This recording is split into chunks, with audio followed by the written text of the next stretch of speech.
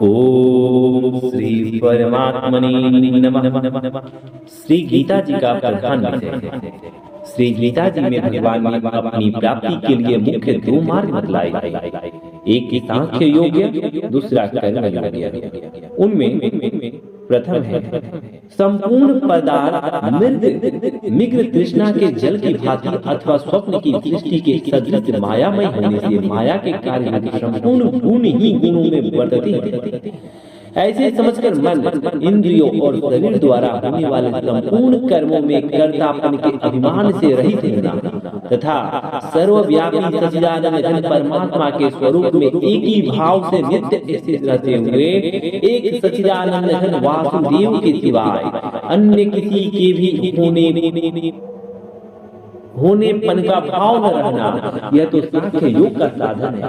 तथा सब कुछ भगवान का समझकर सृष्टि इसी जी में समत्व भाव रखते हुए आसक्ति और फल की इच्छा का त्याग कर भगवद आज्ञा अनुसार केवल भगवान की ही लिए सब कर्मों का आचरण करना तथा श्रद्धा भक्ति पूर्वक मन, वाणी और शरीर से सब प्रकार भगवान के शरण होकर नाम, गुण और भाव प्रभाव सहित उनके स्वरूप का निरंतर चिंतन करना, यह कर्म योग का साधन है। उक्त दोनों साधनों का परिणाम एक होने के कारण वे वास्तव में अभिन्न माने गए हैं, परंतु साधन काल में अधिकारी भेद से दोनों का भेद होने के कारण दोनों मार्ग भिन्न भिन्न बतलाए गए।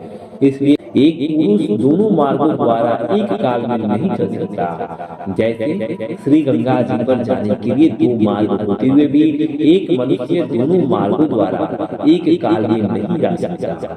उक्त साधनों में कर्म योग का साधन संन्यास आश्रम में नहीं बन सकता, क्योंकि संन्यास आश्रम में कर्म का स्वरूप भी त्याग कहा गया है, कर्मों का स्वरूप से भी त्याग कहा गया है, और सांख्य योग का साधन सभी आश्रमों में बन सकता है।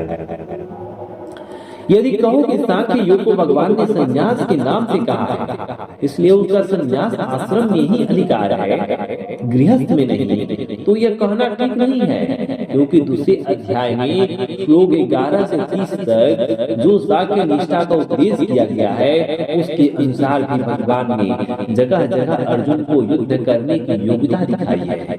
यदि गृहस्थ में सांख्य योग का अधिकार ही नहीं होता, तो भगवान का इस प्रकार कहना कैसे बन सकता? हाँ, इतनी विशेषता अवश्य है कि सांख्य मार्ग का अधिकारी देहाभिमान से रहित होना चाहिए, क्योंकि जब तक शरीर में अहम भाव रहता है तब तक सांख्य योग का साधन भली प्रकार समझ में नहीं आता। इसी से भगवान ने सांख्य योग को कठिन बतलाया है तथा साधन में सुगम होने के कारण अर्जुन के प्रति जगह जगह कहा है, तू निरंतर मेरा चिंतन करता हुआ कर्म योग का आचरण कर।